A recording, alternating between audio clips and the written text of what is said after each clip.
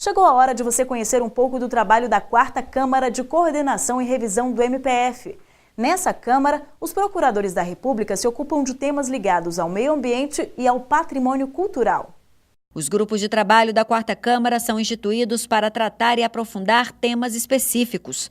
Atualmente existem 9 GTs, entre eles Amazônia Legal, mineração e pesca.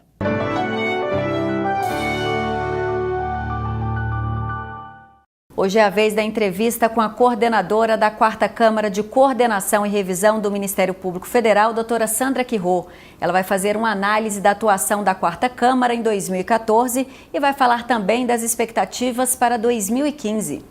Doutora Sandra, o balanço é positivo a respeito das atividades realizadas pela 4ª Câmara em 2014? Nós tivemos um encontro nacional em Foz do Iguaçu.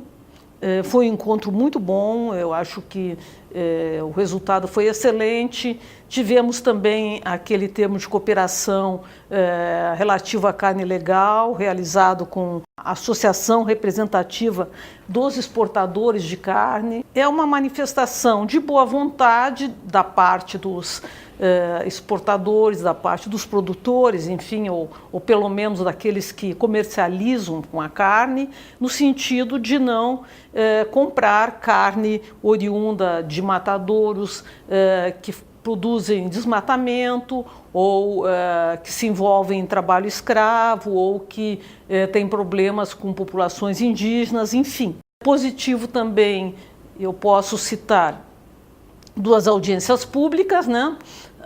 Uma realizada no Rio de Janeiro, relativamente a uma instrução normativa do IPHAN. E essa instrução normativa, ela pretendia ou pretende que o IPHAN, em princípio, não se envolva nos licenciamentos ambientais, a não ser quando provocado, e que, em relação ao patrimônio arqueológico, e aí é o grande problema da história, é evidente que quem estiver construindo uma estrada, por exemplo, se encontrar vestígios de patrimônio arqueológico, não vai comunicar jamais ao IPHAN, porque isso vai acarretar, com certeza, a paralisação das obras.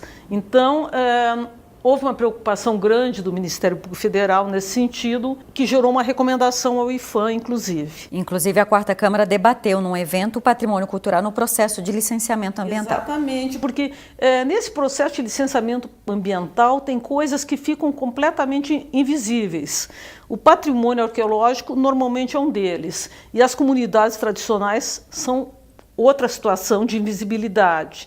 Normalmente elas nem sequer aparecem no estudo, só que elas vão ser realocadas, normalmente não vão ser realocadas para locais, para lugares semelhantes àqueles onde elas construíram seu modo de viver, de fazer, e isso termina implicando num impacto muito forte, né? E até num desfazimento do modo de vida deles, né? A senhora destacou um acordo aqui decorrente do projeto Carne Legal, inclusive esse projeto Carne Legal ele foi premiado em Dubai. Foi premiado pela International Association of Prosecutors, que é uma associação que congrega mais de 170 países e que era uma associação, inicialmente, eu participei bastante tempo dela, uma associação muito ligada ao Ministério Público Criminal. E eu acho muito interessante, muito importante, porque parece que, finalmente, os outros ministérios públicos também estão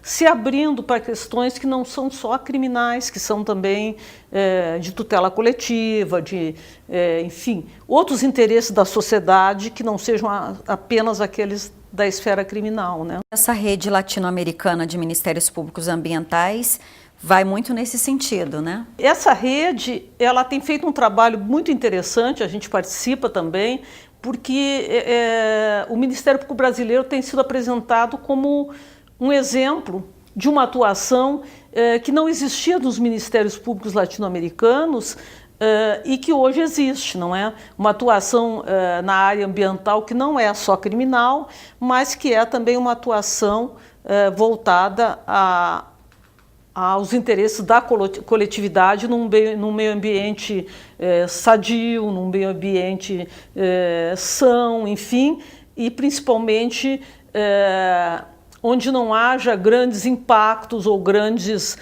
danos ao meio ambiente. Quais são as expectativas para 2015? É um ano de encontros temáticos. E esses encontros temáticos, eles dão essa oportunidade, não é? De você trazer especialistas, de debater assuntos específicos e descortinar esses assuntos, né? Mostrar aos colegas a importância de trabalhar com eles, a importância de, enfim, de a gente começar também a agir em outras questões. Por outro lado, também o Procurador-Geral ele tem um interesse grande em que se faça, mais do que grupos de trabalho, se faça também projetos. Então, temos essa ideia também de transformar projetos, no final, como uma prestação de contas e também uma maneira assim, de mostrar o que se pode fazer pelo meio ambiente brasileiro, não é? Naquela área na qual o projeto foi desenvolvido. Tá certo. Obrigada pela entrevista.